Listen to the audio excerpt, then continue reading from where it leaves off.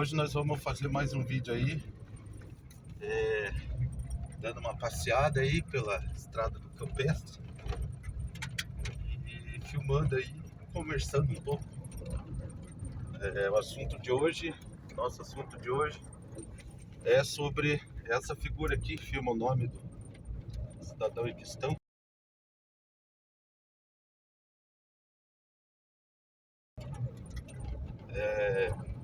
Immanuel Kant, e vamos falar a respeito dele. Kant, ele escreveu esse texto e ele teve... nós vamos fazer, então, eu vou fazer são 3 partes. A primeira parte só sobre esse texto aqui. Esse texto, ele revolucionou, né, a história da filosofia. É um texto assim que marcou a teoria do conhecimento e a discussão sobre teoria do conhecimento. É um texto muito importante. Crítica da razão pura, eu vou mostrar aqui. Essa edição é razoável. Tem uma melhor da mesma editora, mas uma edição razoável esse texto. Immanuel Kant, quando ele escreveu esse texto, ele estava questionando ali sobre aquela antigo assunto da teoria do conhecimento, né, sobre a origem do conhecimento e os limites do conhecimento. Isso é um problema que vai começar lá no século V a.C., lá com Parmênides, Heráclito, aquela discussão sobre, né, se o conhecimento ele começa na experiência sensorial ou se ele é puramente racional e lógico, né? E Kant, ele vai retomar esse problema. A gente tem aí séculos de história da filosofia e um problema que não teve uma solução assim. Platão tentou resolver esse problema, Aristóteles, na Idade Média se discutiu e colocaram o conceito de Deus no meio, não resolveu muito. E aí no período moderno, 1700 ali, 1700 não, 1600, né? Período moderno, Descartes, Spinoza, Leibniz, entre os racionalistas, defendendo o ponto de vista de que a razão humana que é a causa do conhecimento. Aí você tem os britânicos ali, John Locke, David Hume,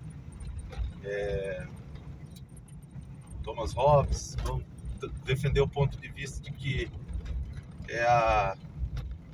seria a experiência sensorial, então, a causa a origem do conhecimento, que é bem estreitinho. E aí o Kant, que vai retomar isso aí, ele vai dar digamos assim, um parecer um pouco mais razoável de toda essa discussão.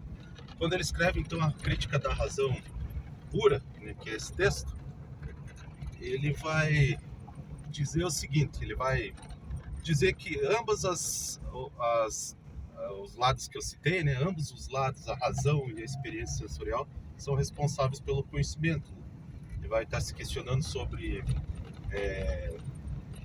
qual seria o verdadeiro conhecimento, qual seria, né, como funcionaria o conhecimento, né?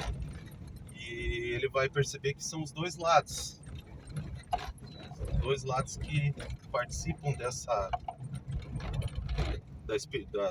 da produção do conhecimento, né? O conhecimento humano, ele depende tanto da experiência sensorial como depende também da racionalidade. Então ele vai dizer o seguinte, que nós temos, né, um acontecimento, né, ele chama de intuição esse acontecimento, chama de intuição. A intuição seria justamente o momento quando os dados são captados pelos sentidos. A intuição seria então aquele momento quando você está operando ali os seus órgãos dos sentidos e você está recebendo via esses órgãos informações. Só que os órgãos, eles não pensam. Eles não, por exemplo, o olho não pensa a imagem que ele vê. O ouvido, ele não pensa o som que ele escuta o ouvido. E assim vale para os outros sentidos, eles não pensam. A intuição ela é pura receptividade, segundo Kant. Pura receptividade. Só recebe. E ela, ao receber essa, né, via os órgãos dos sentidos, ao receber esses dados eles são enviados para né, que o Kant chama de sujeito do conhecimento. Dá uma parada aqui pro pessoal via intuição, aí pelo vídeo olhar a paisagem, olha lá, as colinas lá, tá vendo que lugar bonito? Esse aqui é um lugar próximo do Guajuvira, em Araucária, bem bonito aqui. Então só dar um pause aí. Voltando então pro que eu tava falando, então precisa de um sujeito, né, que é o operador, né, desses dados. O sujeito é aquele que conhece, segundo Kant, aquele que, né, que faz a interpretação desses dados. Então, por um lado, a gente tem a experiência sensorial como uma parte do conhecimento, né, que a gente chama de intuição. Então, a intuição seria aquele momento, como eu falei, que a gente está recebendo os dados do mundo exterior. Então, esse mundo que está fora da nossa mente, esse mundo ele é intuído dos sentidos. Os sentidos eles captam o mundo exterior através da intuição e envia esses dados para a mente, e aí lá dentro da nossa mente um sujeito seria um operador desses dados. Esse sujeito ele opera esses dados e ele poderia dizer assim que ele sintetiza isso aí. Esse sujeito ele cria uma representação dentro da nossa mente. Então o nosso conhecimento é basicamente isso. A gente recebe dados via experiência sensorial, né, pelos sentidos. Esses dados eles são enviados para essa parte que é a mente, né? E lá na nossa mente o sujeito do conhecimento ele opera esses dados, ele faz com que esses dados eles sejam transformados em uma representação lá na nossa mente. Então, aquilo que você tem na tua mente sobre o som, sobre o gosto das coisas, sobre o cheiro das coisas, sobre a textura das coisas, né, com o tato, sobre a imagem das coisas, são representações desse mundo exterior. Aí o Kant ele vai dizer que existe um limite para o conhecimento. Aqui tá bem ruim a rua, nossa senhora, olha, caramba. Então Kant ele vai dizer que existe um limite. O nosso limite do conhecimento humano é justamente a questão da representação mesmo.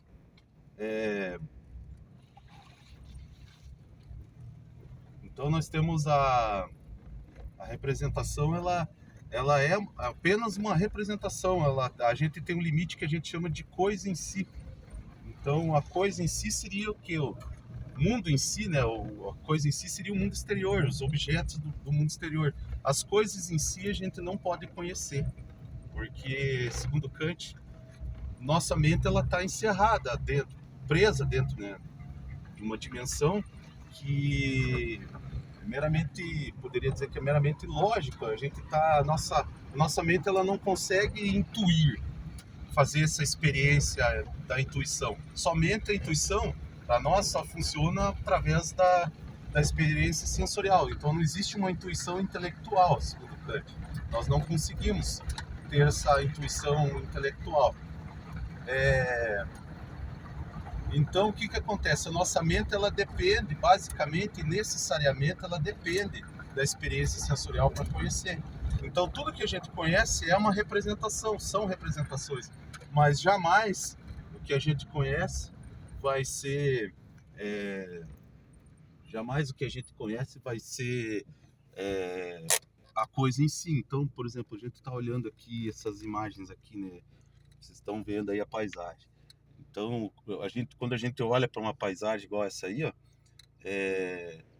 por exemplo, eu estou vendo os objetos ali da natureza, aquelas árvores ali atrás, aquilo ali, né, chega pelos sentidos, por exemplo, a visão, né? Nós estamos operando a visão agora. chega até os sentidos.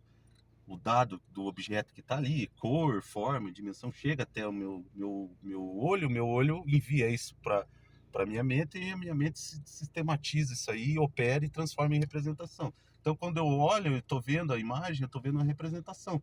A árvore em si, eu jamais vou poder conhecer, por quê? Porque a minha mente ela não consegue sair, né, da onde ela esteja aqui na minha cabeça, e ir até o objeto lá e ela mesma intuir, ela mesma experimentar. Eu sempre vou depender do, da experiência sensorial para mim poder interpretar o que está aqui fora, nesse mundo exterior, de coisas materiais, esses objetos materiais. Então, o que, que acontece? O nosso conhecimento ele não é puramente verdadeiro, ele é um conhecimento de fenômeno e não da coisa em si. Então, os objetos em si, a gente jamais vai poder conhecer, a não ser pela experiência sensorial. Então, o que que acontece? A gente tem esse limite, então, um grande problema daí que vai surgir é uma espécie de ceticismo.